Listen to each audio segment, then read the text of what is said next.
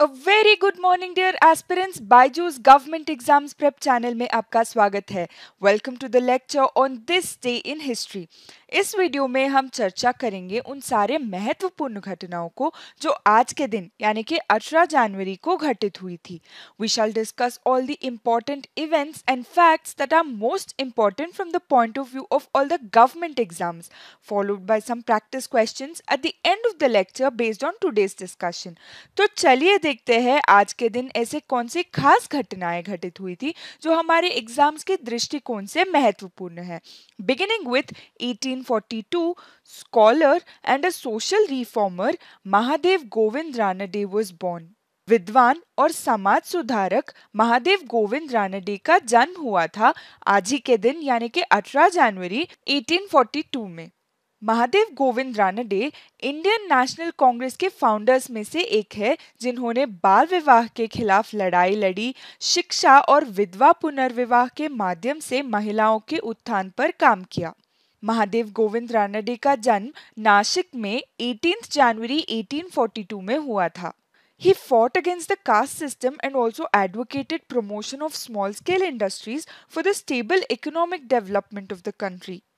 He was a member of the Prarthana Samaj founded by Atmaram Pandurang.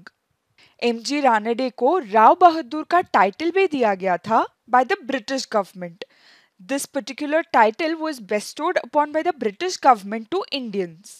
इनके बारे में हमने 16 जनवरी के this day in history video में डिस्कस किया है क्योंकि 16 जनवरी 1901 में इनका निधन हुआ था. अब इनके बारे में और बातें जानने के लिए 16 जनवरी का this day in history video जरूर देखिएगा. अब आगे बढ़ते हैं अगले इवेंट की ओर जो है 1927. Indian actor and a veena player Sundaram Balachander was born. भारतीय अभिनेता और वीणा वादक सुंदरम बालचंदर का जन्म हुआ था. S Balachander was a director, dancer, singer, poet, cinema actor, playback singer and a music composer. उन्होंने अपनी कुछ फिल्मों के लिए संगीत का निर्देशन, निर्माण और रचना भी की है. इनका जन्म ब्रिटिश इंडिया के मद्रास प्रेसिडेंसी के मैलापुर में हुआ था. He was also a veena player. Veena is a tatavadya, meaning string instrument. The tatavadya is a category of instruments in which sound is produced by the vibration of a string or a chord. तत्वाद्य ऐसा musical instrument की category है जिसमें ध्वनि एक string या तार के कंपन द्वारा उत्पादित किया जाता है. अब तत्वाद्य की बात हो रही है तो ये भी जानना जरूरी है कि म्यूजिकल इंस्ट्रूमेंट्स में और किस प्रकार के कैटेगरीज है. एक है तत्वाद्य और कॉर्डोफोन्स यानी कि स्ट्रिंग इंस्ट्रूमेंट्स जिसके बारे में हमने ऑलरेडी डिस्कस कर लिया है. दूसरा कैटेगरी है सुशिर वाद्य और एरोफोन्स और विंड इंस्ट्रूमेंट्स जैसे कि फ्लूट. तीसरा कैटेगरी है अवन्नाद वाद्य और membranophones. These are percussion instruments like tabla या पाकवाज. चौथा कैटेगरी है घन वाद्य और इडियोफोन्स. These are solid instruments which do not require tuning. Example है झांझ. Coming back to S. Balachandar. Balachandar began as a child artist in Tamil film Sita Kalyanam in 1934. He was awarded the Padma Bhushan in the year 1982. 13 अप्रैल 1990 में इनका निधन हो गया. अगली महत्वपूर्ण घटना जो हमारे एग्जाम्स के दृष्टिकोण से इम्पोर्टेंट है वो है 1936. English author and a Nobel laureate Rudyard Kipling passed away. अंग्रेजी लेखक और नोबेल पुरस्कार विजेता रडयार्ड किपलिंग का निधन हो गया. Joseph Rudyard Kipling was an English journalist, short story writer, poet and a novelist. He was born in India, which inspired much of his work. 30 दिसंबर 1865 में बॉम्बे में इनका जन्म हुआ था. Though best known as an author ये एक accomplished artist भी थे. इन्होंने ब्रिटिश इंडिया के local newspapers the civil and military gazette और द पायनियर के साथ भी काम किया था. Plain tales from the hills was his first prose collection. In the year 1907, he was awarded the Nobel Prize for Literature. ये fact याद रखिएगा कि नोबेल प्राइजेस को इस्टेब्लिश किया गया था 1901 में।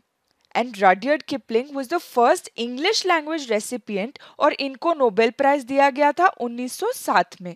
The first writer to have received the Nobel prize in literature was Sully Prudhomme and he was a French writer. Talking about Nobel laureates in literature in India, 1913 में Nobel prize in literature Rabindranath Tagore को दिया गया था for his contribution to the literature in English and Bengali. So far, India has only one Nobel Prize in Literature to its credit. Coming back to Rudyard Kipling. Rudyard Kipling's famous fiction are The Jungle Book and Kim. The Man Who Would Be King is famous short story written by him. इनके द्वारा Mandalay, Gunga Din, the gods of the copybook headings, the white man's burden and if जैसे कई और poems भी लिखे गए हैं। आज ही के दिन यानी कि 18 जनवरी 1936 में इनका निधन हो गया। आगे बढ़ते हैं अगले इवेंट की ओर जो हम आज डिस्कस करने वाले हैं। वो है 2003 Hindi poet Harivansh Rai Bachchan passed away. Hindi कवि हरिवंश राय बच्चन का निधन हो गया। Harivansh Rai Bachchan was an Indian poet of Nai Kavita literary movement of the early 20th century Hindi literature. इनका जन्म हुआ था 27 नवंबर 1907 में in present day Uttar Pradesh. His father is Pratap Narayan Srivastava and mother Saraswati Devi Srivastava.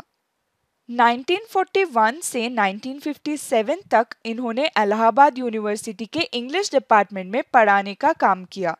इन्होंने इलाहाबाद के ऑल इंडिया रेडियो में भी काम किया है। Harivansh Rai Bachchan began using the pen name Bachchan, जिसका मतलब है child, instead of Srivastava, which was his surname when he wrote Hindi poetry. ये हिंदी कवि सम्मेलन के भी कवि थे। कवि सम्मेलन is a gathering of the poets in the Hindi belt of north India. कवि सम्मेलन के पार्टिसिपेंट्स एक दूसरे को अपनी कविता सुनाते हैं और साहित्यिक मुद्दों पर आम चर्चा करते हैं। Harivansh Rai Bachchan is the husband of social activist तेजी Bachchan and the father of a very famous Bollywood actor Amitabh Bachchan. Hindi literature में अपनी सेवा के लिए इन्हें साल 1976 में पद्म भूषण से सम्मानित किया गया था। He is best known for his early work मधुशाला, अग्निपथ, आत्मपरिचय, मधुशाला, मधुबाला, एकांत संगीत इनके प्रसिद्ध पोएम्स है। Harivansh Rai Bachchan's work has been used in movies and music as well. He passed away on the 18th of January 2003. चलिए देखते हैं आज के अभ्यास प्रश्न। All these questions are based on today's discussion. अपने कॉन्फिडेंस बिल्ड करने के लिए और तैयारी जारी रखने के लिए सारे क्वेश्चंस के जवाब देने का कोशिश जरूर कीजिएगा और सही जवाब कमेंट सेक्शन में लिखिएगा। Practice question number 1. Musical instrument Veena is classified into which of the following categories? वाद्य यंत्र वीणा को किस श्रेणी में वर्गीकृत किया जाता है? ऑप्शन ए सुशिर वाद्य, ऑप्शन बी ततवाद्य, ऑप्शन सी अवन्नाद वाद्य या ऑप्शन डी घनवाद्य। Question number 2. India has how many Nobel laureates in literature? भारत में साहित्य में कितने नोबेल लॉरेट्स हैं? Option A 1, option B 3, option C 2 या option D 17। Practice question number 3.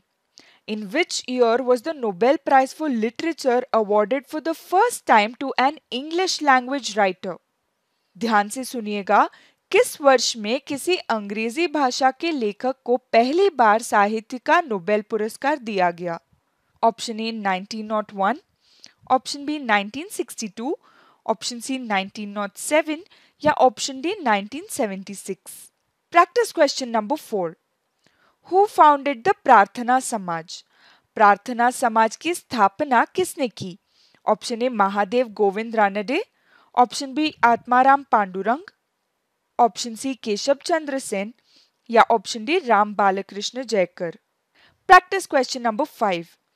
Which of the following can be classified as avanaddha vadya? निम्नलिखित में से किससे अवन्नाद वाद्य के रूप में वर्गीकृत किया जा सकता है?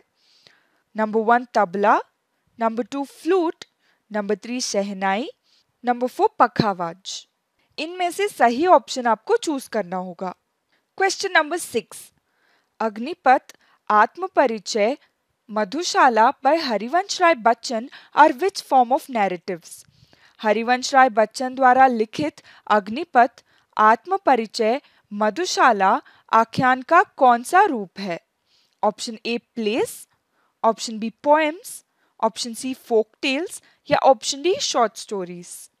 Practice question number 7, what was the title given to Mahadev Govind Ranade? Mahadev Govind Ranade को क्या उपाधि दी गई थी?